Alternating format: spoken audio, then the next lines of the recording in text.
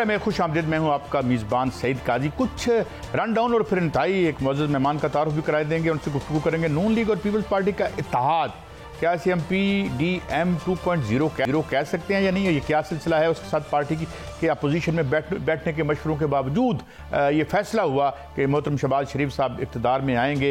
इसके अलावा पिंडी कमिश्नर पिंडी की रिपोर्ट की जो तैयारी हो चुकी है, मगर उसे तश्त अज़बाम कब किया जाता है, उसके बाद क्या होगा, और नई हुकूमत को क्या धरनों और एहतजाज, जिस तरह हम GDA का आज धरना देख रहे हैं, एक बहुत बड़ा जुलूस, उसमें क्या सिलसिला होगा। मगर हमारे साथ मौजूद हैं मरकजी रहनुमा मुस्लिम लीग नून के और पार्लियामेंटेरियन जनाब हनीफ अब्बासी साहब। आपका बहुत शुक्रिया। It is always great pleasure to have you on the show. Abbasi साहब पहले तो मैं एक आपको मुबारकबाद भी पेश करता हूँ। आपकी हुकूमत आ रही है और अल्लाह ताला आपके लिए ये तजर्बा बेहतर बनाए। और दूसरी मुबारकबाद भी आपको पेश करता हूँ कि मैंने जो इंडिपेंडेंट अकाउंट्स कल सुने कि आपने किस मुदब्बराना अंदाज में एक जो अनटूवर्ड इंसिडेंट हुआ, क्योंकि आपने उस पर कोई तादीबी कार्रवाई भी नहीं की और जाके बड़ी एहतराम से उन्हें समझाने की कोशिश की।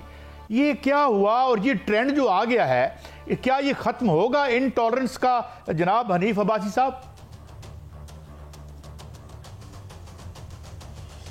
काई साहब बहुत शुक्रिया जी, माशाल्लाह। बड़ी ये मैं समझता हूँ कि पॉजिटिविटी है कि मैं 2003 में मैंने पहला MNA का इलेक्शन लड़ा और उस वक्त हुकूमत थी मेरे अपोनेंट की, और वो भी तकरीर करता था, मैं भी तकरीर करता था, वो भी एक दूसरे से क्रॉसिंग होती थी।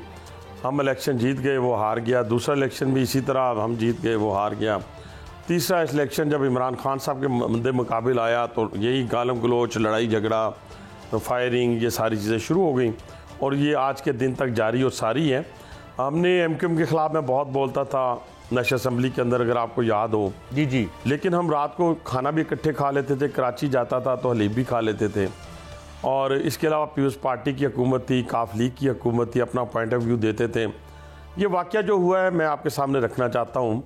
मैं और ख्वाजा साद रफ़ीक साहब थे, हम वहाँ एक रेस्टोरेंट है कोसार में, वहाँ बैठे दोनों गपशप माशाल्लाह खाना खा रहे थे और लोग, काफ़ी सारे लोगों ने, फैमिलीज़ ने हमारे दोनों के साथ तस्वीर भी उतरवाई।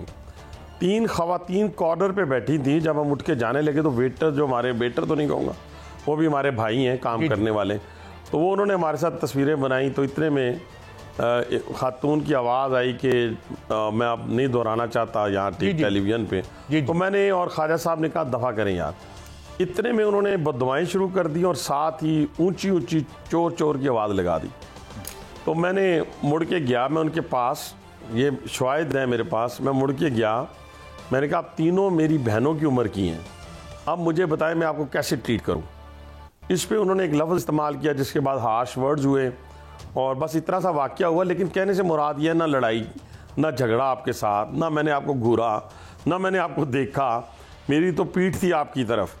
कहने से मुराद ये है, फिर वो मोबाइल में उन्होंने कोशिश की छीनने की, तो वो उस छीना झपटी में वो खुद ही बेचारी गिर गई वहाँ पे।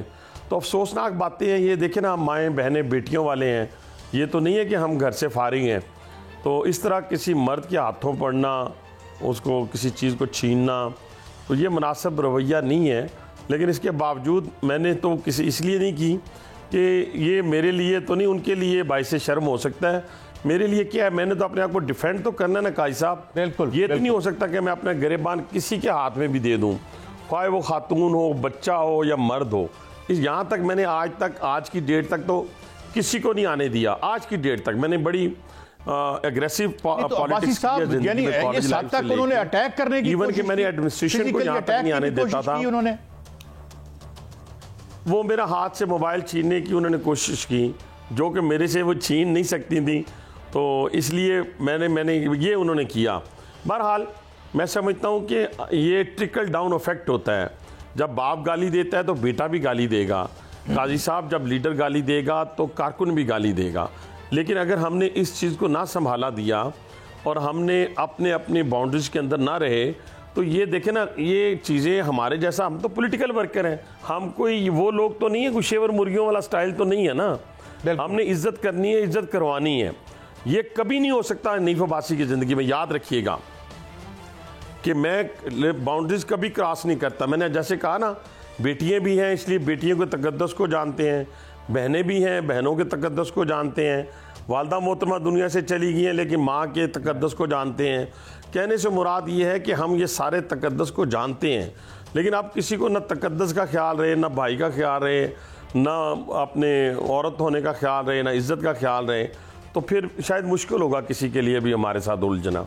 मैं आपको अप्रिशिएट करता हूँ कि जितना एमिकेबली जो है आपने कंट्रोल किया और एक जो ये सिलसिला था, मगर ज़रा थोड़ी सियासी बातें आपसे ज़रूर करनी है क्योंकि एक बहुत बड़ी आप कारगाह में उतरने वाले हैं। अगर कुछ लोग कह रहे हैं कि ये जो हुकूमत है आपके लिए तो मैरिज ऑफ इनकन्वीनियंस है, लेकिन पीपल्स पार्टी के लिए मैरिज ऑफ कन्वीनियंस है। उन्होंने सिर्फ एक कंसीड किया अहदा, यानी जो कि स्पीकर का था, बाकी वो गवर्नर भी सब कुछ सुना ले गए। अब बात यह है कि बड़ा मुश्किल वक्त है, कीमतों में इजाफा लाजमी है, आपने तो ये मलबा आप पे डालेंगे तो वो हुकूमत में भी बैठेंगे और अपोजिशन भी खेलेंगे, तो is it, do you think it's a good deal for your party? कैसा बड़ा बहुत अच्छा क्वेश्चन है और मैं बारहा 2-3 जगह पे ऊपर इसका मैं जवाब दे चुका हूँ। मैं आपके सामने भी रखता हूँ और आप शायद उसको लॉजिकली समझ भी जाएंगे, समझने की कोशिश नहीं करेंगे। देखिए, इलेक्शन इंसान किस लिए लड़ता है? कोई शख्स ये कह देना कि मैं इलेक्शन अपोजिशन के लिए लड़ता हूँ तो मैं उसको फिर मानता ही नहीं, मैं कहूँगा ये झूठ बोल रहा है। हमेशा इलेक्शन लड़ा जाता है इक़्तिदार के लिए, ये आप ज़हन में रखें। ठीक, अब इक़्तिदार हमारा हक है पंजाब के अंदर, हमारा हक है फेडरल के अंदर। हक किस तरह बन गया कि पीपल्स पार्टी और हम दोनों का वोट जो मिला के तो हम स्पेशल सीट्स मिला के एमक्यू मिला के तो हम सादा अक्सरियत हासिल कर लेते हैं। अब जब हम ये अक्सरियत हासिल कर लेते हैं तो आप क्यों कहें कि दूसरा कोई हुकूमत बनाए? पहली बात तो ये। अब आ गई कि जब आप किसी के साथ इत्तेहाद में चलते हैं तो निगोसिएशन होती है, और मैं कह रहा था, डेली कह रहा था, कल रात को मैंने कहा कि इंशाल्लाह आज ये ब्रेकअप हो जाएगा, और सॉरी आज ये वाइंड अप हो जाएगा केस, और हम इंशाल्लाह हुकूमत बनाने में, क्योंकि इस वक्त जो सियासी अदम इस्तेहकाम है मुल्क के अंदर, मुआशी अदम इस्तेहकाम है, ये दोनों चीज़ें अगर कोई एक दूसरे के साथ सिंसियर नहीं होगा, काजी साहब, मैं सिंसियर नहीं, यानी मुस्लिम लीग नून सिंसियर नहीं होगी और पीपल्स पार्टी सिंसियर नहीं होगी, एमक्यूएम सिंसियर नहीं होगी, इवन पीटीआई सिंसियर नहीं होगी, तो ये मुल्क, मैं कहता हूँ मेरे मुंह में खाक, उस नाजुक सूरत हाल से गुजर रहा है कि फिर कोई एमएनए नहीं बन सकेगा, कोई एमपीए नहीं बन सकेगा, कोई वज़ीर आज़म वज़ीर आला नहीं बन सकेगा। हमें इस सोच के साथ इस इत्तेहाद को लेके चलना है। मुझे उम्मीद है पाकिस्तान पीपल्स पार्टी पे कि वो दूरअंदेशी का मुजाहरा करते हुए, सिंसेरिटी का मुजाहरा करते हुए, जिन जिन निकात के ऊपर इत्तफाक हो गया है, इस मुल्क को हम भंवर से निकालें। अगर हम नहीं निकाल सकते तो हम नालायक होंगे। अच्छा, मैं ये कहना चाहता हूँ कि आप क्यों ना आगे बढ़ के इक़्तिदार संभालें, आप इक़्तिदार संभालें। मेरा point of view day one से वही है, कल के एग्रीमेंट के बाद नहीं आया। मैं आपसे इत्तेफाक करता हूँ कि आप आगे बढ़े, बढ़ के संभालें और निकाल लें। अच्छा, एक दो और एक तो सुना है कि, और अगर आप सर्वाइव नहीं कर सकते, सर्वाइवल नहीं है आपके पास, ठीक है जी, मैं अब्बासी साहब ये कह रहा हूँ कि एक तरफ जो इंतहाई सिंसियर और अहम लोग थे, जो स्टालवार्ड थे, उनमें एक राय ये भी पाई जाती थी कि इस तरह से हुकूमत ना ली जाए, वन, एंड सेकेंडली क्योंकि आपके अपेक्स लीडर जो है कायद मियाँ नवाज शरीफ साहब हैं, बज़ाहिर वो सीन पे नहीं है, लेकिन फिर क्या उनकी गाइडेंस के तहत ही ये सिलसिला चलेगा जैसे पहले आपका 16 माह चला था? देखिए, पहली बात तो यह है कि जिस घर का कोई बड़ा ना हो तो वो सिलसिले चल नहीं सकते। इस घर का बड़ा मौजूद है मियां मोहम्मद नवाज शरीफ साहब की सूरत में, और उनकी मुशावरत के बगैर तो पार्टी के अंदर कोई काम फाइनल हो ही नहीं सकता। ये आप ज़हन में रखें, पार्टी के अंदर मुशावरत ज़रूर है, डिसीजन मेकिंग ज़रूर है, लेकिन फाइनल डिसीजन जाके लीडरशिप के, हाँ, मियां नवाज शरीफ साहब जो शहबाज शरीफ साहब के भी लीडर हैं, मरियम साहिबा के भी लीडर हैं, मेरे भी लीडर हैं, हमारी पूरी पार्टी के लीडर हैं। जो फैसले भी हुए हैं या होंगे वो उनकी निगरानी में होंगे और उनके मुशावरत के साथ होंगे, तो इसलिए हमें उनकी मुशावरत भी हासिल होगी, उनका साया भी हासिल होगा। और मुझे उम्मीद है कि जो इस वक्त मुल्क के अंदर रीजनल पार्टीज़ हैं, रीजनल पार्टीज़ जो पहले भी मियां नवाज शरीफ की छतरी के नीचे जमा हुई थी, दोबारा मियां नवाज शरीफ साहब उनको पाकिस्तान की छतरी के नीचे जमा करेंगे। और ये अच्छा, तो अंदर इत्तेफाक था, कुल्ली तौर पर इत्तेफाक था, या अंदर जब जाहिर है जब सी में बहस होती है तो हर किस्म की आराज सामने आती हैं, तो कुछ आरा ऐसी भी थी कि इस हालत में हमें नहीं पावर लेनी चाहिए? हाँ वो थी, और मैं समझता हूँ कि ये इसी तरह के जब मुश्किल हालात में आप कहें, ये नहीं हो सकता ना कि वो बार कल शहबाज शरीफ साहब ने भी बात की, खैर ये मैं बहुत अच्छे से कर रहा हूँ, कि मीठा मीठा हप हप और कड़वा कड़वा थू थू तो नहीं हो सकता, कि मुल्क को आपकी ज़रूरत है, इस वक्त कौम को आपकी ज़रूरत है कि आप अपनी सलाहियतों का मुजाहरा करें। और मैं बड़ा खुश हूँ जो पाकिस्तान पीपल्स पार्टी कैबिनेट में नहीं आई, ताकि हमें अपने फैसले करने में आसानियाँ हो और हम अपने कैबिनेट के ऐसे ऐसे लोगों को लाकर इस मुल्क की खिदमत कर सके, ताकि हमारे पास बहाना कोई ना हो, हमारे पास आर्गूमेंट ना हो कि जी फलां बंदा हमें काम नहीं करने दे रहा था। इसलिए मैं इस बात पे बिल्कुल खुश हूँ और पीपल्स पार्टी के इस फैसले से बड़ा इत्मीनान है मुझे कि वो कैबिनेट में नहीं आ रहे, और हमें पूरी जिम्मेदारी उठानी चाहिए। ठीक। और इस जिम्मेदारी के साथ अल्लाह की बरकतों से, उसकी ब्लेसिंग से हमें मैदान में उतरना चाहिए। अल्लाह हमें कामयाब करेगा। हाँ, अगर नीयत खराब हुई तो अल्लाह हमें कामयाब नहीं करेगा। अच्छा, अब आप बड़े मुश्किल मसले हैं, प्राइवेटाइजेशन करनी है, फिर हमने ये देखा कि पंजाब में तो उन्होंने शायद कुछ सीटें कैबिनेट में आ रही है पीपल्स पार्टी, जो मैंने खबरें देखी हैं, और इसके साथ साथ वो कुछ अहम इदारों की भी जो है वो सरबराही मांग रहे थे। ऐसी कोई बात थी या कोई ऐसा अरेंजमेंट हुआ है पीपल्स पार्टी के साथ पंजाब के हवाले से? नहीं, पंजाब का गवर्नर वो लेना चाहते हैं और हमें सिंध का गवर्नर देना चाहते हैं। ठीक है जी। केपीके का गवर्नर वो लेना चाहते हैं। स्पीकर हमारा होगा, डिप्टी स्पीकर शायद उनका हो जाए। जी। ठीक है जी। और इसी तरीके से बस ये सारी चीज़ें हो गई हैं, और ये एग्रीमेंट जो है मैं कहता हूँ कि बिल्कुल ठीक है। और ये सारी इन चीज़ों से काजी साहब जो आप फरमा रहे हैं, ये मुल्क जो है ना इन सारी चीज़ों से, इन सारे पोर्टफोलियो से ऊंचा रख के हमने सोचना है अपने आप को। अगर हमने इसी वजारत में, मेरी कल शहबाज शरीफ साहब से बात, बल्कि आज सुबह जब बात हुई तो उन्होंने कहा, बासी साहब ये कोई खुशी वाला खेल नहीं है, ये मुबारकबादें लेने वाला खेल नहीं है कि हम मुबारकबादें ले रहे हों।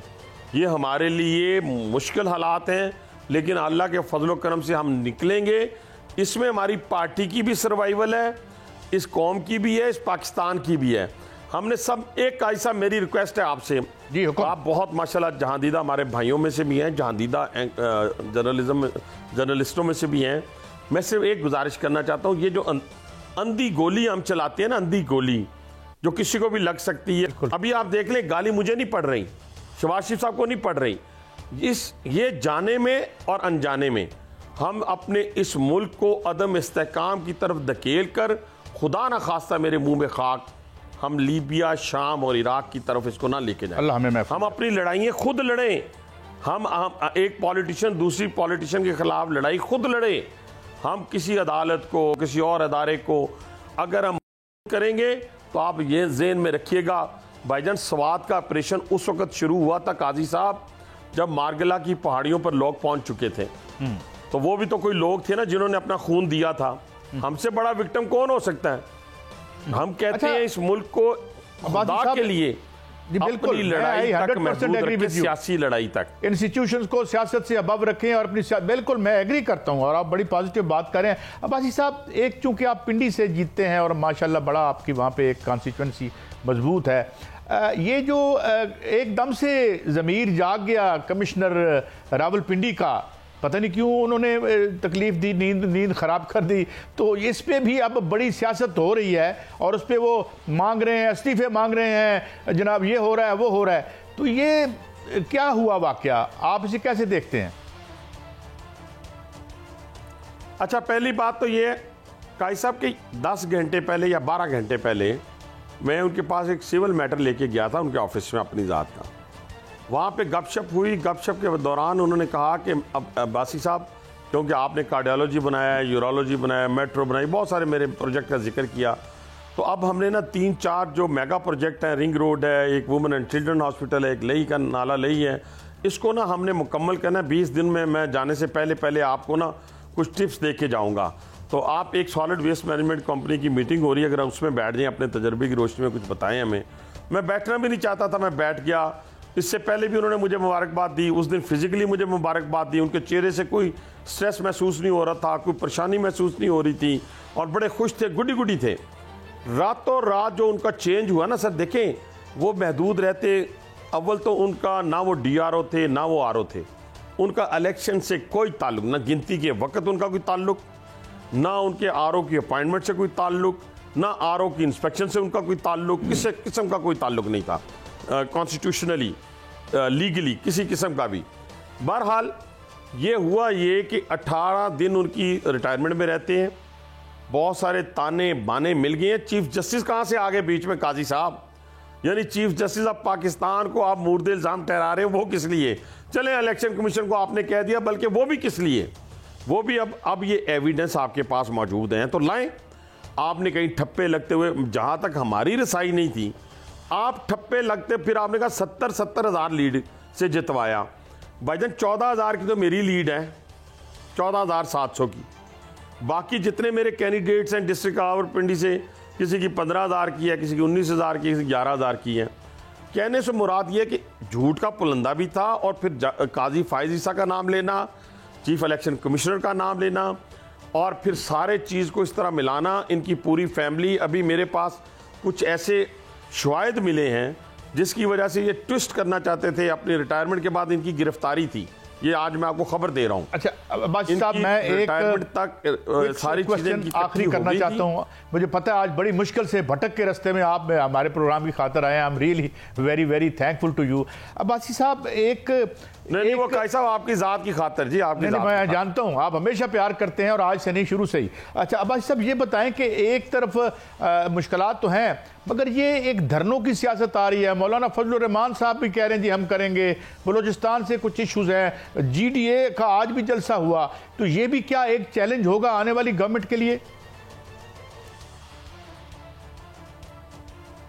बहुत बड़ा चैलेंज है जी, लेकिन ये अपने लोग हैं ना, इन लोगों के साथ आपने मुज़ाकरात करने ना हुकूमत ने। और मैं तो चाहूँगा कि हमारे सबके बड़े इस वक्त मियाँ नवाज शरीफ साहब मौजूद हैं। आप देखिए GDA के रहनुमा हों, उनमें पीर पगाड़ा साहब हों, अख्तर मेंगल साहब हों, अचकजई साहब हों, ये सारे लोग जो हैं वो मियाँ नवाज शरीफ के साथ हमेशा इन्होंने कंफर्ट लेवल इनका रहा है और कंफर्टेबल रहे हैं। और ये एक बड़े की निशानी होती है कि वो सबको साथ लेके चलते हैं। मुझे उम्मीद है अल्लाह के यहाँ इस पाकिस्तान की खातर, इस मुल्क की खातर हमें बड़े नाजुक सूरत हाल से, इसलिए काजी साहब मैं एक पॉलिटिकल वर्कर हूँ, मैं कुछ और देख रहा हूँ। देखिए जो बलूचिस्तान में हो रहा है, जो इस वक्त पूरे मुल्क के अंदर हो रहा है, KPK के अंदर हो रहा है, मैं दहशतगर्दी की बात कर रहा हूँ, मैं उस एजेंडे की बात कर रहा हूँ जो चाइना और दूसरी गैर मुल्की ताकतों की लड़ाई हमारे इस मुल्क में खेली जा रही है। क्या हमें इस वक्त सी पैक जो पहले पैक करके बंद कर दिया गया, उसकी इजाज़त लेनी पड़ेगी, अपने मुल्क की तरक्की की इजाज़त लेनी पड़ेगी? ये बहुत सारे इश्यूज़ हैं। इसलिए मैं ये कहना चाहता हूँ तमाम सियासी जमातों को, जो होना था वो हो गया, अब आ जाएं और अपने लोगों को अपने अपने सूबों में डिलीवर करके दें। सिर्फ सोशल मीडिया के ऊपर हम गालियाँ दे के एक दूसरे का मुकाबला ना करें कि उसका सोशल मीडिया बड़ा स्ट्रांग है तो हमें भी अब सोशल मीडिया जो है उसको स्ट्रांग करना है, वहाँ इनको गालियाँ निकालनी है। और मैं तो गुजारिश आपसे ये कर, मैं आपसे भी और बाकी अपने मीडिया के दोस्तों से भी, कि हमें भी उस ऐसी खबरें आ जाती हैं, जैसे कमिश्नर रावलपिंडी, उसका एक फेक सा बना के वीडियो आपने भी देखा होगा कि वो जहाज में सफर कर रहा है और शक्ल मिलती नहीं दूर तक उसके साथ, और सारे उसको शेयर किए जा रहे हैं बगैर तस्दीक के। बिल्कुल अब्बासी साहब ठीक फरमा रहे हैं। जितनी टॉलरेंस की ज़रूरत है, जितने बड़े चैलेंजेस हैं, इसमें मिलजुल के साहब once again thank you very much for your very precious time and your effort to come to our studio. नाज़रीन, ये हमने गुफ्तगू की, तकरीबन तमाम हमने अहाता किया नई आने वाली हुकूमत के चैलेंजेस का। एक ब्रेक है, ब्रेक के बाद हमारे साथ दो और बड़े अहम मेहमान होंगे, हमारे साथ रहें। रहनुमा सायरा बानो होंगी GDA की सीनियर रहनुमा, और मेहर बानो कुरैशी साहब अभी हमारे साथ होंगी। अब उनका वर्जन भी देखते हैं और हमारे साथ रहिए। एक ब्रेक है।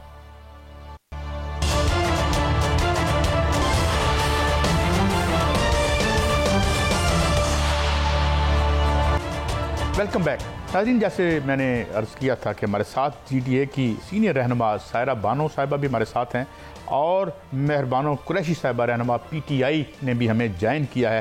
सायरा बानो साहिबा, मैं पहले आपकी तरफ आता हूँ। आज आपका एक बहुत बड़ा फिर एक एहतजाजी धरना हम देख रहे हैं। इससे पहले भी बड़ा एक आपने इम्प्रेसिव पावर शो किया। PTI का तो हमें पता है कि वो 180 की बात कर रहे हैं। आपका क्लेम क्या है, आपकी पार्टी का क्लेम क्या है कि मुबैना तौर पर आपसे कितनी सीटें छीनी गई?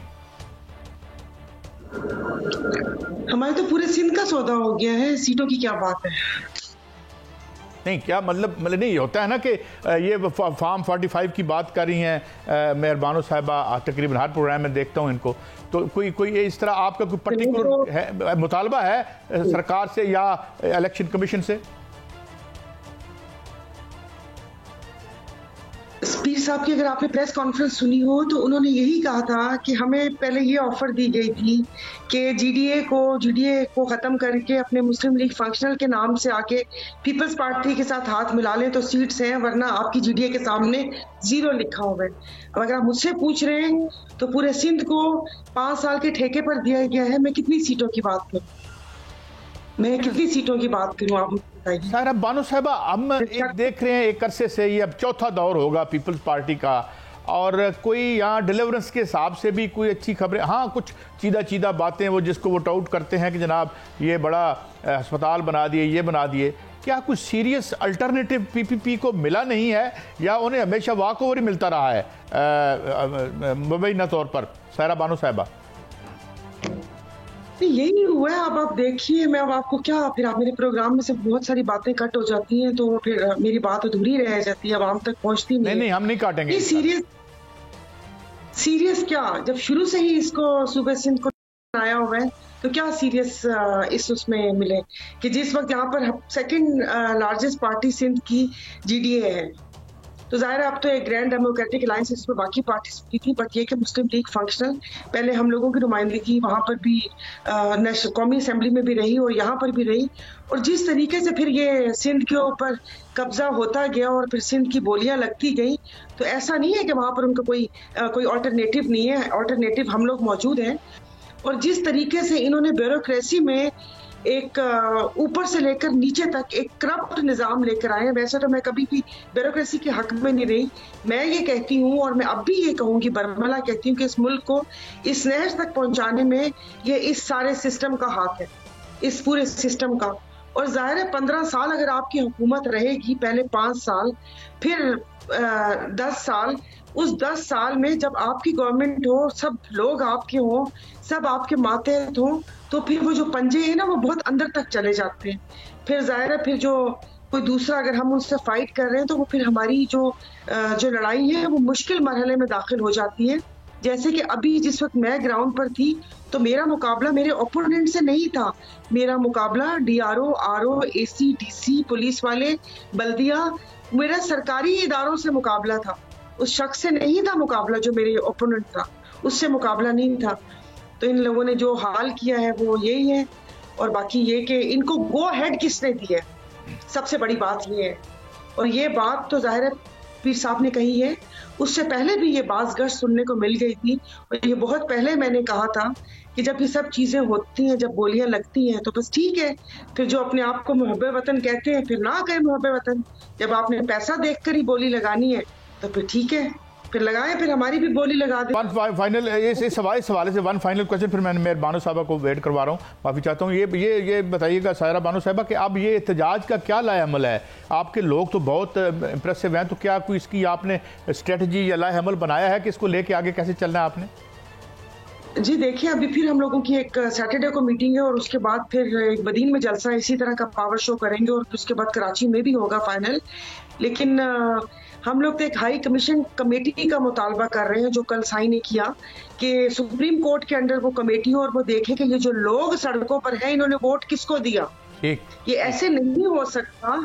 आप फिर मेरी बात वो फिर इधर वो कर दी कि ऐसे नहीं हो सकता कि ये मुल्क ये लोगों की कुर्बानियों से बना हुआ है, ऐसा नहीं हो सकता। जो अवाम की राय है उसका एहतराम करना है और अवाम ने जिस पार्टी को मैंडेट दिया है वो पार्टी बनेगी। ये थोड़ी है कि 50 उसके कहीं की ईंट कहीं का रोड़ा, भानुमति ने कुंभा जोड़ा कि एक कुंभा बनाकर आपको पीडीएम सीजन 2 हमारे सर के ऊपर मुसल्लत कर दे और हम लोग पागल है कि जो अपना गला या अपना कल्ला फाड़ते रहेंगे और इनके कान पे जूं तक नहीं रहेंगी।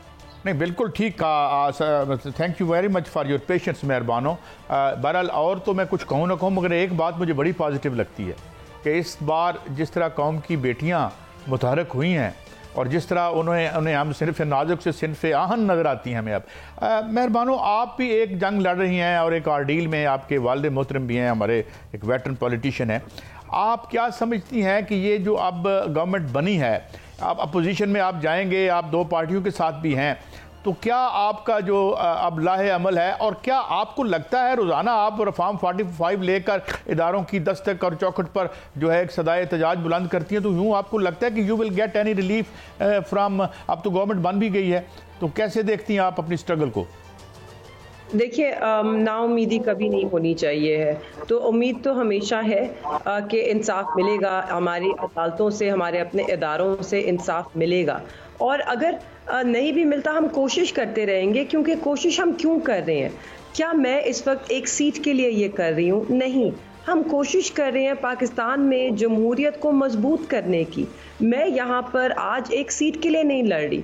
मुझे किसी ने कहा आप रिजर्व सीट पे आ जाएं, तो मैं नहीं आना चाहती, क्योंकि ये सीट का मसला ही नहीं है। यहाँ पर हम इस वक्त अवाम के वोट का जो तकद्दुस है उसकी बहाली के लिए लड़ रहे हैं। हम यहाँ पर अवाम की आवाज़ के लिए लड़ रहे हैं। अगर आज मैं इलेक्शन कमीशन और पाकिस्तान के बाहर फॉर्म 45 लेकर खड़ी हूँ या टेलीविज़न शोज़ पे फॉर्म 45 की बात कर रही हूँ, मैं अपने हलके की नुमाइंदगी कर रही हूँ, अपने वोटर्स की आवाज़ बनी हुई हूँ, जिसके लिए उन्होंने मुझे इलेक्ट किया।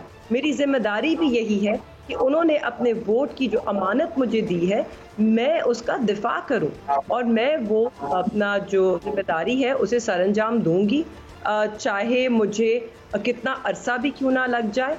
हाँ, पाकिस्तान को इसमें नुकसान ज़रूर हो रहा है, पाकिस्तान की जमहूरियत को नुकसान हो रहा है, पाकिस्तान के इदारों को नुकसान हो रहा है। देखिए, जब आप एक मुल्क में इंसाफ को यूं उसका गला घोंट देते हैं या जमहूरियत को पलपते नहीं देते, या जब आपके नौजवान निकलते हैं और वोट डालते हैं और वो कहते हैं कि अभी भी उन्हें जमहूरियत में, इस सिस्टम में यकीन है, जब आप उनसे वो आवाज़ छीन लेते हैं या उनकी आवाज़ को दबा देते हैं, तो आप उन्हें बेयकीनी की तरफ धकेल रहे हैं। और इसमें हमेशा नुकसान रियासत का होता है।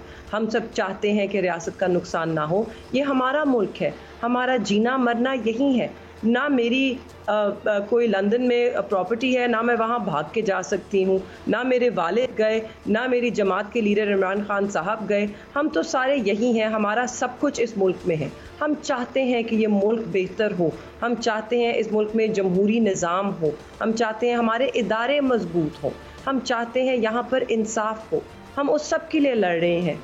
हम अपनी सिर्फ अपने सक्सेस या अपनी कामयाबी के लिए नहीं लड़ रहे, हम पाकिस्तान की कामयाबी के लिए लड़ रहे हैं। सही कहा आपने। सायरा बानो साहिबा, अब कॉल एक ब्रेक है, हमारे साथ रहिए। इस ब्रेक के बाद मैं वापस आऊँगा, सायरा बानो साहिबा से पूछूंगा कि ये जाहिर है एक अपोजिशन तो बनती है और उससे बनना भी चाहिए, और लीगल दायरे में रह के उसे अपने, तो मौलाना फजलुर रहमान भी हैं, तो क्या ये कोई जाइंट महाज भी बन सकता है इन, यानी एक पुरअमन और कानून के अंदर रहते हुए किसी एहतजाज के लिए? एक ब्रेक के बाद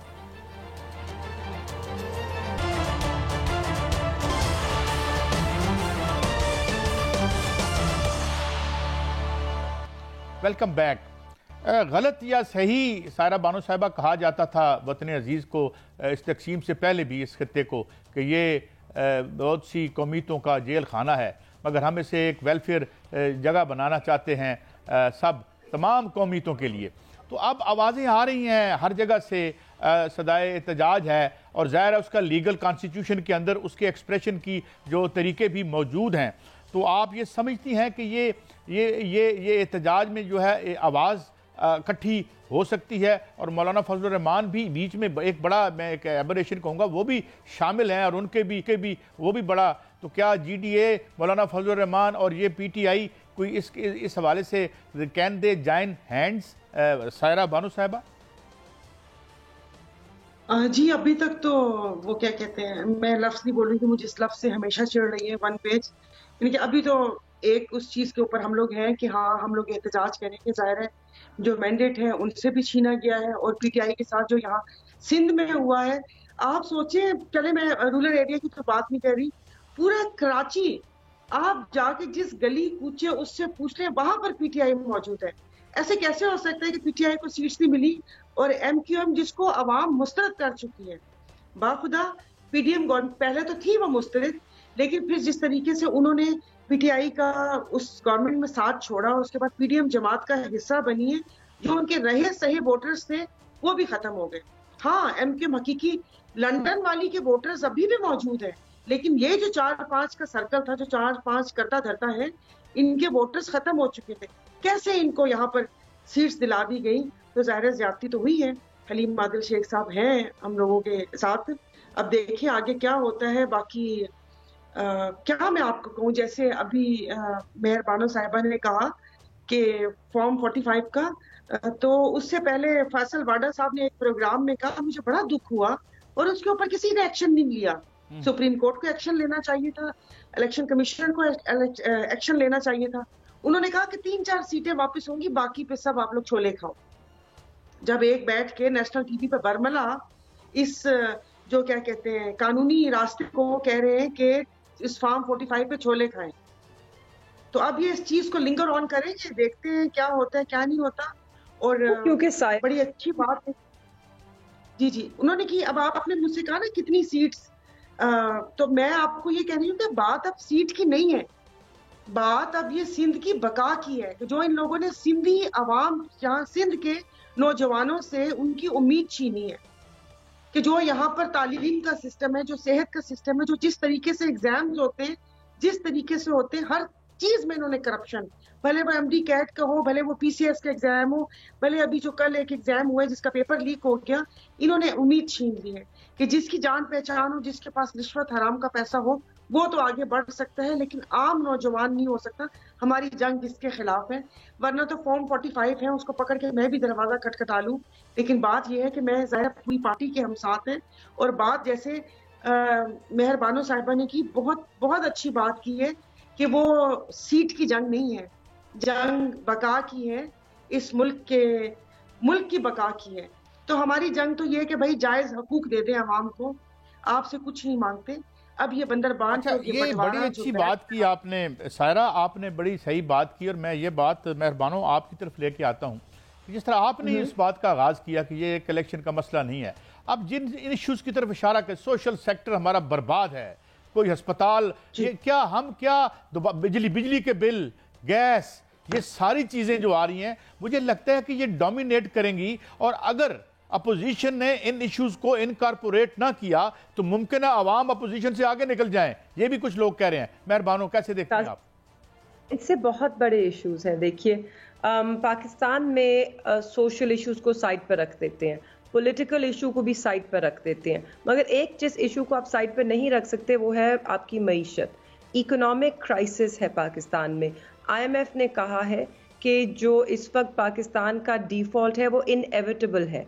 उन्होंने ये भी कहा है कि साल फाइनेंशियल ईयर 24-25 में आपका रुपी डॉलर जो है वो 331 का हो जाएगा। अब आपने 24 बिलियन डॉलर्स देने हैं वापस अगले साल में। आपकी जो इस वक्त इकोनॉमिक ग्रोथ है वो ज़ीरो है। आपकी यहाँ पर कंप्लीट स्टैग्नेशन है, आपकी सनत बढ़ नहीं रही है, आपकी एक्सपोर्ट्स बिल्कुल स्टैग्नेंट है, आपकी इन्फ्लेशन 28% पर है, आपकी जो इंटरेस्ट रेट्स है वो 25% पर है, और आपकी टैरिफ हाइक अभी और होएगी, मजीद होएगी। आपके मुल्क में इस वक्त जो गैस, बिजली, ये सारी कीमतें हैं, ये अभी ऊपर जानी है। तो अभी एक और महंगाई का पहाड़ आवाम पे टूटना है, और ये चाहे जो भी हुकूमत में हो उसको इसका सामना करना पड़ेगा, क्योंकि IMF का अगर आपको एक डील नहीं मिलती है तो आप उसी वक्त डिफॉल्ट कर जाएंगे। हम IMF के रहमो करम पर हैं। इसका कौन जिम्मेदार है? इस पे उंगलियां सब उठाते हैं। इसकी जिम्मेदार 50 साल की कमजोर जमहूरियत है। अच्छा, मेरे फाइनल लम्हे हैं, मेहरबानो आपको सॉरी मैं रोकना नहीं चाहता। Do you have any hope कि कुछ की सीटें मिलेंगी? तो कितनी मिलेंगी? वो तो वाडा साहब ने जो कहा उसको तो हम सपोर्ट नहीं कर सकते। जी, सॉरी अबाउट होप की कितनी सीटें मिलेंगी? सीटें क्या है, 4 दें, 20 दें, सारी वापस दें। बात यह है कि असूल क्या है, सीटें वापस आपको मिलनी क्यों चाहिए? ये सीटें नहीं है, अवाम का मैंडेट है। अब इतनी मुश्किल सूरत हाल से जब एक मुल्क गुजरता है, जब नौजवान के लिए इस मुल्क में नौकरी नहीं है, नौजवान के लिए इस वक्त इस मुल्क में मुस्तकबिल नहीं है, आज आपने नौजवान को कहा आपकी आवाज नहीं है, आपका वोट नहीं है, आपकी वुकत नहीं है, ठीक? अब उसी नौजवान पर आप महंगाई का पहाड़ तोड़ेंगे, उसी नौजवान की उम्मीदें मजीद गला दबाएंगे, तो क्या होगा अगर उसके पास अपनी आवाज भी नहीं है? इसलिए ज़रूरी है कि हम लोगों को उनका मोहतरमा सायरा बानो साहिबा, मोहतरमा मेहर बानो कुरैशी साहिबा, रोकने को तो दिल तो नहीं करता, मगर नाज़रीन एक बात तो है, जिसे सिल्वर लाइनिंग आप कह सकते हैं कि हमारी जो बच्चियां, बेटियां और नौजवान जो हैं वो मुतहरक तो हैं, तो ये एक पॉजिटिव बात है। और मेरे ख्याल में ये स्ट्रगल जो है इस कानून के दायरे में रह कर भी आगे बढ़ सकती है और बढ़ेगी, मगर वही बात कि हारी की बात भी हो, मजदूर की बात भी हो, गरीब की बात भी हो, यही डोमिनेट करेगा आने वाले दिनों में इस मुल्क की सियासत को, और ये सियासत आगे बढ़ेगी इंशाअल्लाह। इजाज़त दीजिए, ये आज का शो था, कल फिर मिलेंगे। अल्लाह हाफिज़।